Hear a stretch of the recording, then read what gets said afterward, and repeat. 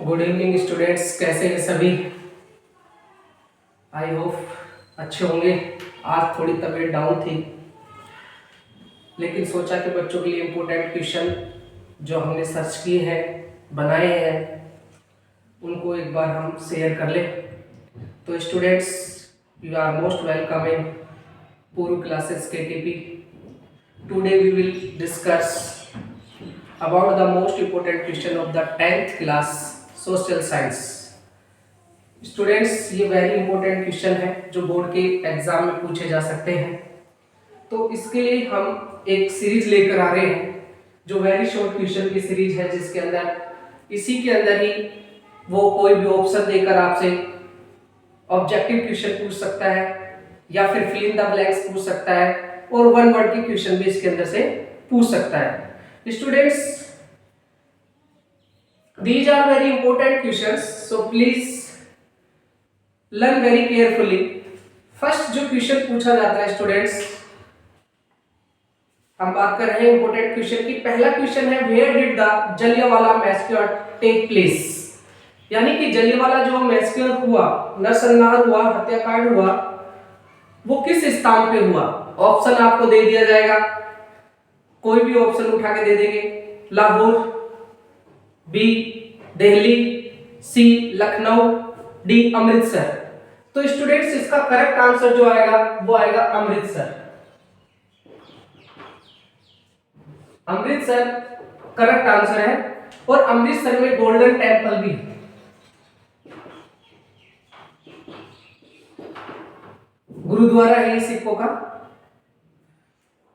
Next है, what kind of resource is water.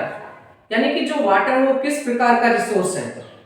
Students, उसमें दे देगा रिन्यूएबल, नॉन रिन्यूएबल्स और भी दे सकता है वो। तो इसके अंदर जो वाटर है वो रिन्यूएबल रिसोर्स है। वाटर कैसा रिसोर्स है? रिन्यूएबल। वाटर जो है वो रिन्यूएबल रिसोर्स है।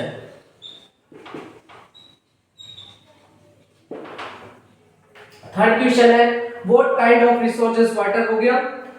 थर्ड क्वेश्चन है, the credit of the unification of Germany can be given to. यानी कि जर्मनी का जो यूनिफिकेशन है, ठीक है, वो किसने करवाया। यानी कि किसको क्रेडिट जाता है जर्मनी के यूनिफिकेशन का। इसका करेक्ट आंसर जो आएगा स्टूडेंट्स, वो आएगा Ottoman Bismarck. Ottoman Bismarck. Ottoman Bismarck इसका करेक्ट आंसर आएगा स्टूडेंट। थर्ड क्वेश्चन के बाद में फोर्थ क्वेश्चन है, who is called the twin children of Bretton woods.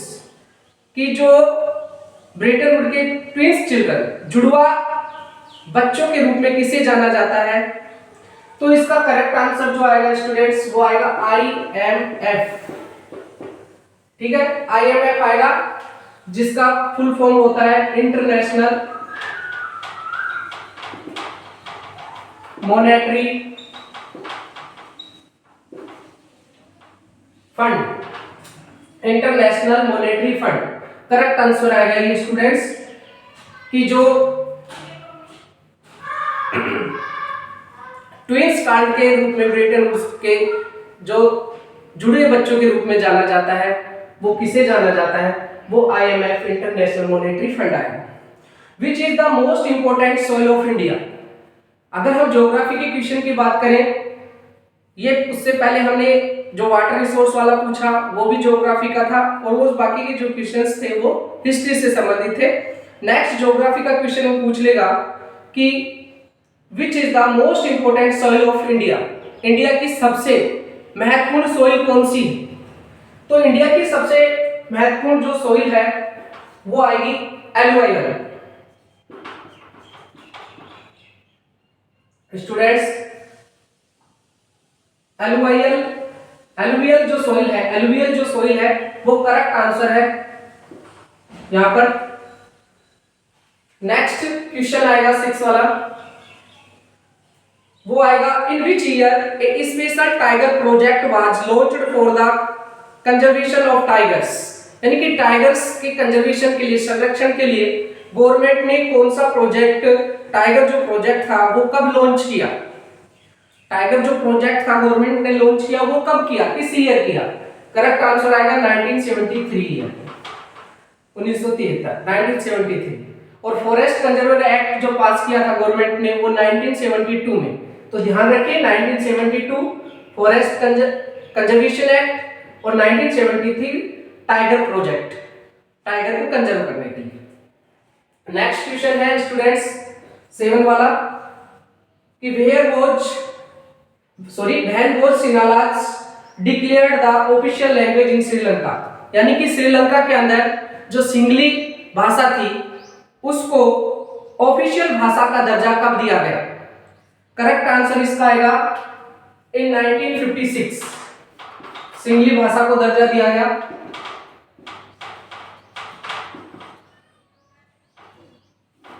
Official भाषा का दर्जा दिया गया था 1956 में। इसमें यह भी पूछ सकता है स्टूडेंट्स कि जो श्रीलंका है वह डिड श्रीलंका इंडिपेंडेंट, कब स्वतंत्र हुआ। 1948 के अंदर आएगा कि श्रीलंका जो है वो 1948 के अंदर स्वतंत्र हुआ। ठीक है, अगर पूछ रही वो मेजॉरिटी किसकी थी श्रीलंका के अंदर, तो वो सिंहलाज की थी, सिंगली भाषा बोलने वाले लोगों की थी।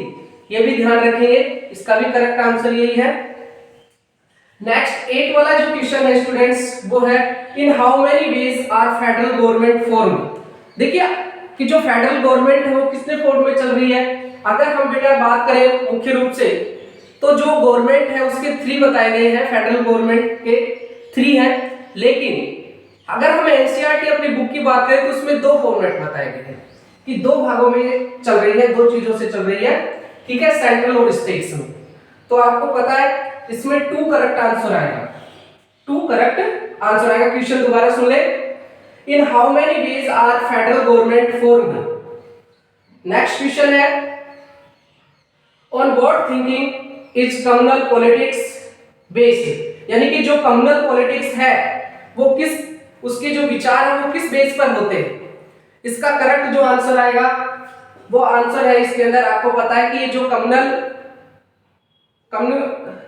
कम्युनल पॉलिटिक्स है ये believe that the religious forms, किस पे बिलीव करती है, धर्म के आधार पर समाज को चलाने में बिलोंग करती है, विश्वास करती है। तो इसका करेक्ट आंसर आएगा A, believe that religion forms the basis of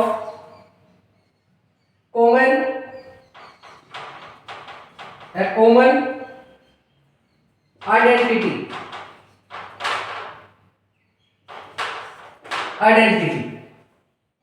Next question है 10, it is a suitable criteria for comparing the development of 2 or more countries। देखिए 2 या 2 से अधिक कंट्रियों को अगर हम विकासशील है या विकसित है उसको अगर हम देखें तो वो क्या हमारा बेसिक चीजें होगा, किस के आधार पर, किस सेक्टर के आधार पर, किस तरीके से हम समझ सकते हैं कि ये कंट्री डेवलप है या नहीं है। ये है per capita income. Correct answer इसका आएगा पर कैपिटा इनकम, यानी कि वहां के प्रत्येक व्यक्ति की पर कैपिटा इनकम कितनी है। जिसकी ग्रोथ ज्यादा है वो डेवलप्ड कंट्री में आएगा, जिसकी नहीं है वो अनडेवलप्ड में आ जाएगा। तो ये करेक्ट आंसर है। 11 क्वेश्चन है production of a community mostly from natural process is an activity of which sector, यानी कि ऐसा कौन सा सेक्टर है जिसके अंदर नेचुरल चीजों का ज्यादा योगदान रहता है, नेचुरल चीजें ज्यादा उसमें पाई जाती है, डायरेक्ट नेचर के द्वारा चीजें मिलती है। तो इसका जो करेक्ट आंसर आएगा आप सबको पता है नेचुरल जो है इसे एग्रीकल्चर सेक्टर या नेचुरल सेक्टर भी होता है, जिसे प्राइमरी सेक्टर बोलते हैं। क्या बोलते हैं, प्राइमरी सेक्टर। और टर्टियरी जो सेक्टर है उसको सर्विस सेक्टर के नाम से भी जाना जाता है। ये भी ध्यान रखना, टर्टियरी सेक्टर सर्विस सेक्टर के नाम से भी जाना जाता है और प्राइमरी सेक्टर को एग्रीकल्चर सेक्टर या नेचुरल सेक्टर के नाम से भी जानते हैं। नेक्स्ट जो क्वेश्चन 12 वाला जो क्वेश्चन है वो क्वेश्चन है हमारा the process of removing obstacles और restrictions by the government is called. यानी कि अगर कौन से प्रोसेस से हम जो गवर्नमेंट है उसको रिमूव कर सकते हैं, हटा सकते हैं, तो वो सबसे बड़ा उदाहरण किसका है? वो आएगा बेटा लिबरलाइजेशन का। करेक्ट आंसर इसका आएगा liberalisation. Liberalisation will be correct answer. Liberalisation correct answer आएगा। क्वेश्चन देखिए दोबारा 12 वाला, the process of removing obstacles और restrictions by the government is called. ऐसी कौन सा प्रोसेस है कौन सी गवर्नमेंट है जो इस प्रकार के प्रोसेस से इसको हटा सकती है? तो वो आएगा लिबरलाइजेशन, उदारीकरण। क्या बोलते हैं इसको? उदारीकरण। उदारीकरण, ठीक है, करेक्ट आंसर ही आएगा। तो ऐसे मोस्ट इंपोर्टेंट क्वेश्चंस और भी हमारी सीरीज में आएंगे 10th क्लास के लिए, जो एसएसटी के लिए इंपॉर्टेंट है। तो हमारे साथ जुड़े रहें, बने रहें। हमारे चैनल को ज्यादा से ज्यादा सब्सक्राइब करें, शेयर करें, बेल आइकन दबाएं। बहुत बहुत धन्यवाद, थैंक यू।